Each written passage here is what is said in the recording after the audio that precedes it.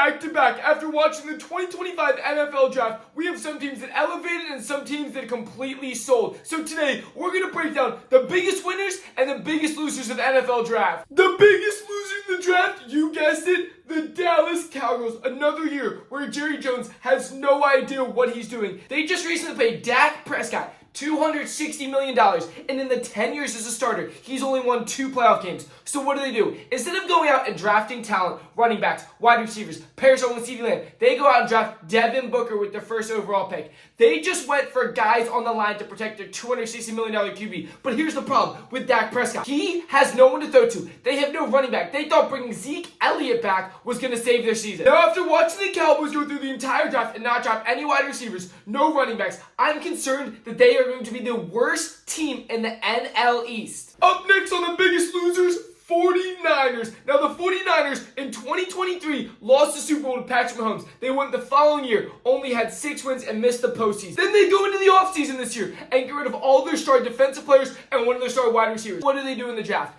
Absolutely nothing. You could not name one player that the 49ers pick that is going to make a game-changing difference. They got a couple guys on defense. They got some safeties, but they completely choked the shot. They didn't trade up to get any wide receivers. They didn't trade up to get any running back. They don't have a single player on this team that can help Brock Purdy. Hate to break it to you, but Brock Purdy is a system QB. Biggest loser number 3, the Cleveland Browns. If y'all thought they had a QB problem last year, just look at this year's roster. All they did this year is draft more QBs. They now have 5 QBs fighting for one starting position, and not a single one of them is good. They have Shedeur Sanders, who might be the most overrated QB. Brought back Joe Flacco, Kenny Pickett, who won a Super Bowl ring with us, but is completely washed. The Browns are known for drafting QBs that are supposed to be first-round talent, but they never peak because the system the Browns run. They had the chance to pair Abdul Carter with Myles Garrett, arguably the best defensive edge rushing pressure in the entire league, and they trade their 2nd overall pick to the Jaguars, who fleeced the entire draft by getting Travis Hunter, and the Browns got absolutely nothing for it. If you're a Browns fan, I feel bad because you don't know who your QB is going to be. You don't know if a single QB is going to thrive, and now you have no wide receivers to actually throw the ball to. An unexpected biggest loser, the Kansas City Chiefs. The Eagles must have done them so wrong by upsetting that three-peat that in the draft, they've done absolutely nothing. They even gave us their 31st pick in round 1 because they're trying to be nice. They fear what the Eagles are building. We are building a dynasty right now. The Chiefs needed 2 things. They needed more running backs and more wide receivers. And what did they do in the entire draft? All they went for was offensive and defensive linemen. I get it. Protect Patrick Mahomes. But here's the problem you run into. You have nobody to throw the ball to. Xavier Worthy is your only wide receiver. And who's going to run the ball? Pacheco? The Kansas City Chiefs need a running back more than any team in the entire NFL. And they went out and they just went for heavy pass protection. Now, I truly think this is the downfall of the Patrick Mahomes era. After the Eagles completely exposed the Chiefs in Super Bowl 59, they had one thing. They had to come back in the draft and get some key talent for Patrick Mahomes to throw to. But Andy Reid must have been drunk, must have been eating a hamburger, because he did the complete opposite of that. He got all pass protection and even some defensive linemen, but nobody to run the ball. And now I hate to break it to you, but I truly think Josh Allen is going to run the AFC. Oh boy, we have the biggest winners of the 2025 NFL Draft, and no surprise here, the Philadelphia Eagles. Howie Roseman is arguably the best GM in all of NFL history. We had the very last pick in every single round, and we got Jihadd Campbell. He was projected as a top 12 pick at number 32. One of the best edge rushers in all of college football. And it gets better. Day 2 comes around, and we steal the best safety from UT,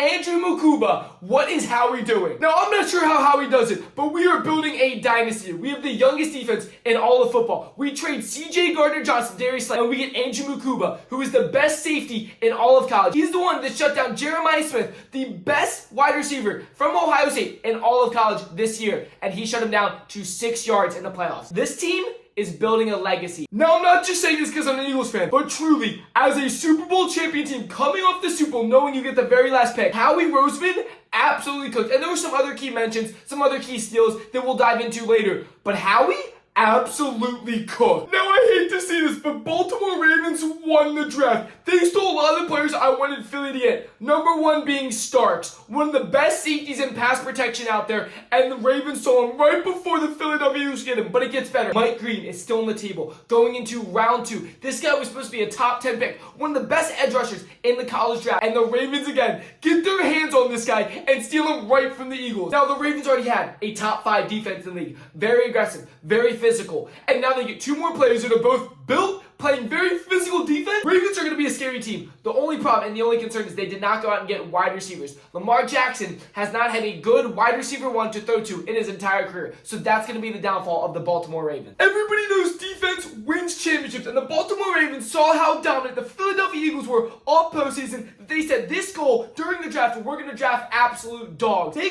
might arguably have the best defense in the entire AFC, and this will give them the edge over the Patrick Mahomes era, over the Josh Allen, and honestly, they could make it to the Super Bowl. Eagles versus Ravens, an absolute sleeper team, and they might have won the entire draft. They traded up with their number 5 pick to the overall number 2 with the Cleveland Browns to get Travis Hunter. Now, here's the thing. I don't think Travis Hunter is the best player in the draft. But for this team, I think this is the best possible pairing that these two could have. Travis Hunter and the Jags. The Jags need both a star wide receiver and a star corner. And they got both in a one-player, one-package deal. I think in this system, he's going to fit in so well. Any other team, they take him. Tennessee, Browns, Giants. I don't think Travis Hunter's that guy. But with the Jags, this is such a good fit that the Jags might have single-handedly won the draft. Now, obviously, there's still some concern. Can he play 2 positions on both sides of the ball in the NFL? And that's what I think all of us are excited to see. If you guys are excited, make sure I'll smash that thumbs up. If he can, the Jags might have just got 2 players for the cost of 1. They have a new head coach. They have Trevor Lawrence, who hasn't had his breakout yet. And putting Travis Hunter on this team with both of those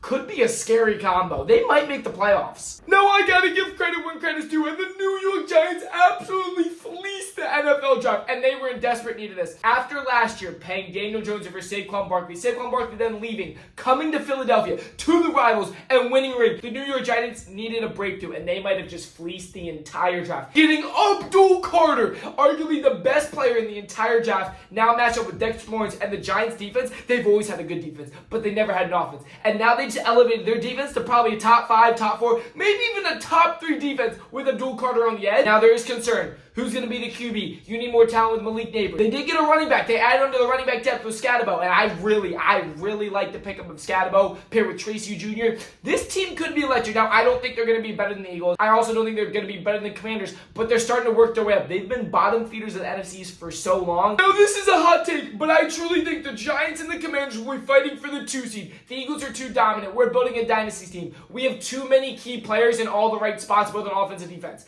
Now, the Commanders struggle with the defense, and the Giants are going to struggle with an offense. But they're both going to have opposites. Commanders will have a very dominant offense. Giants will have a very dominant defense. Now, everybody knows that NFC East is the best division in football. The only division with every single team having multiple Super Bowl rings. And I hate to break it to y'all, but the Eagles are going back to back, and maybe even 3-peating. But if y'all made it this far, and you missed the NFL season, and you're pumped, make sure that subscribe button. We are going to be posting content every single day, and we'll see you guys in the next video. Peace out, baby.